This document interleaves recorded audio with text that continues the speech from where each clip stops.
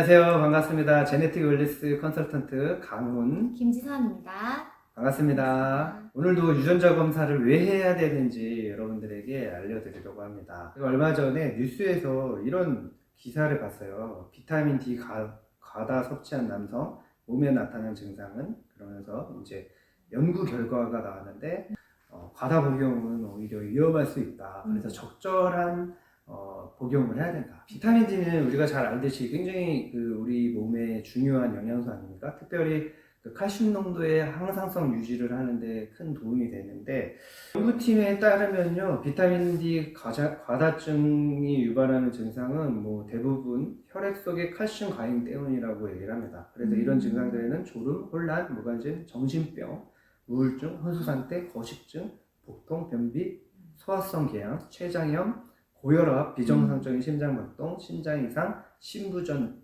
이런 것이 있다고 해요. 그래서 굉장히 여러 가지로 굉장히 안 좋은 거죠. 그래서 제가 이 기사를 제 이제 단체 카톡에 올렸더니, 이분은 오랫동안 헬스 트레이너로 이제 일을 한 분인데, 이분이 생리학과 영양학까지 전공을 했대요. 그리고 12년 동안 트레이너를 한 그런 경력자입니다. 어떻게 보면 그런 건강에 관련해서 전문가죠. 근데 이분의 얘기는 이렇게 보충제 말고도 햇볕으로도 가능하다. 그래서 지금 한국인들이 너무 이제 자외선 차단제를 받고 실내에서 또 활동을 하다 보니까 비타민 D를 섭취할 기회가 적다. 그래서 이렇게 운동도 하고 햇볕을 좀 충분히 쐬주는 것을 이렇게 추천을 했어요. 근데 또 어떤 분이, 이제 이분은 건강식품에 관련된 사업을 하시는 분인데, 이분은 또 이제 반론을 제기합니다. 유명한 의사들이 TV에서 말하는 것을 근거로 해서 얘기를 하는데, 대한민국 사람의 이렇게 2018년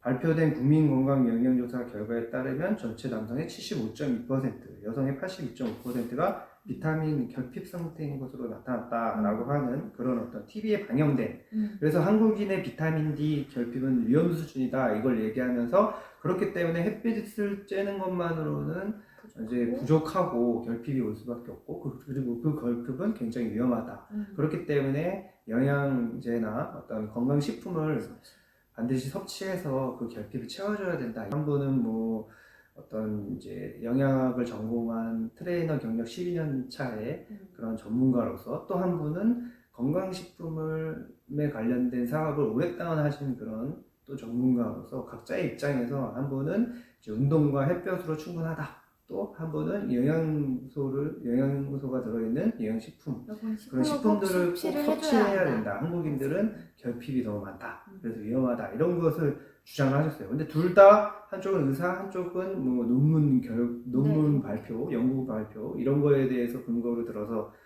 얘기를 했는데, 일반인들 입장에서는 이 양쪽의 의견이 다 나름대로 일리가 있고 굉장히 논리적이기 때문에 어떤 쪽이 맞는지 사실 혼란스럽습니다. 그렇죠? 우리 대표님은 이 비타민 D 결핍에 대해서 어떻게 생각하시나요? 비타민 D에 대한 그 말씀을 저도 이제 카톡을 보면서, 단톡을 보면서 잘 읽어봤는데, 두 분이 굉장히 정확한 근거와 논문을 가지고 말씀하시기 때문에, 두 분이서 이렇게 계속 말씀해서 이분 말씀도 맞고 이분이 말씀하시는 것도 맞다는 생각이 들어서, 그럼 어떤 말이 정말 맞는 거지? 이런 의문이 약간 생겼어요. 근데 비타민 D가 저도 되게 부족해서 비타민 D도 챙겨 먹고 또 햇볕도 좀 쐬면서 비타민 D를 흡수해야 되겠다는 그런 상식을 가지고 있었는데, 어떤 분의 말이 맞으시는지 좀 저는 혼란이 오더라고요. 그렇죠. 그리고 또 이제 햇빛 잘못 쐬면은 사실 피부 노화에 제일 안 좋은 게 자외선인데, 자외선. 우리가 또 그게 좀 그렇죠. 저같이 좀 하얀 사람들은 괜찮은데, 우리 이렇게 너무 타잖아요. 너무 타서 계속 타고 있습니다. 너무 타서 햇볕 받기 싫어요.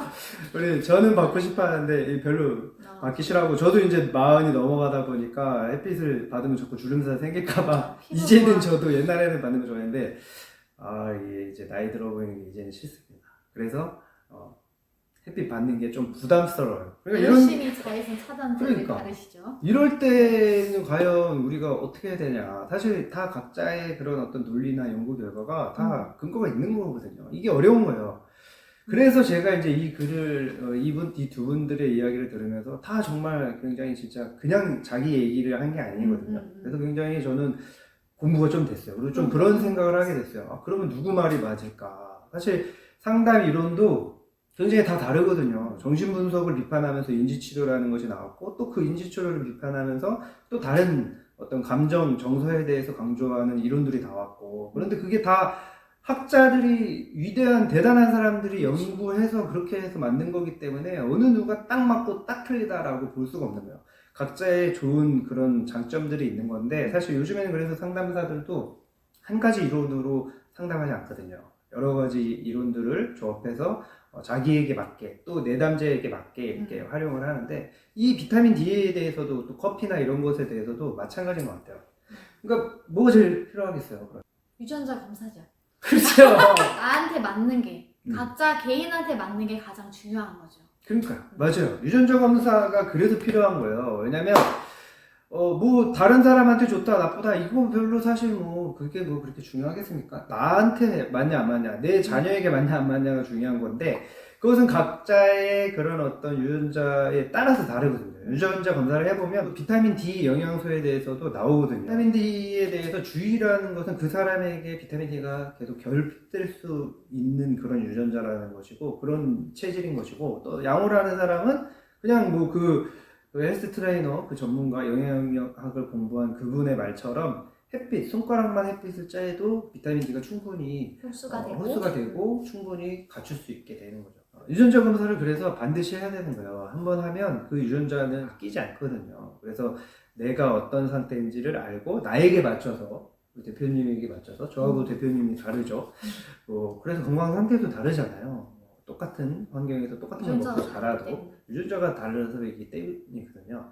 그래서 유전자 검사를 해야 된다는 거죠. 그래서 유전자에 맞춰서 자기에 맞게 하면 이 과잉 섭취가 안 될 수도 있고 결핍도 해결할 수 있고 그러니까 그 두 분의 이야기가 어느 쪽이 맞고 틀리고가 아니라는 거죠. 다 맞는 얘기인데 내 상태가 어떤지를 아는 게 중요한 거예요. 유전자 검사와 유전자 컨설턴트에 관심이 있으신 분들은 저희 이 댓글을 남겨주시거나 연락처로 문의해 주시면 저희가 친절하고 상세하게 반드시 알려드리겠습니다. 100세 시대에 유전자 검사를 통해서 건강관리 제대로 하시고 더 행복하게 건강하게 사시기를 바랍니다. 감사합니다. 다음에 또 만나요.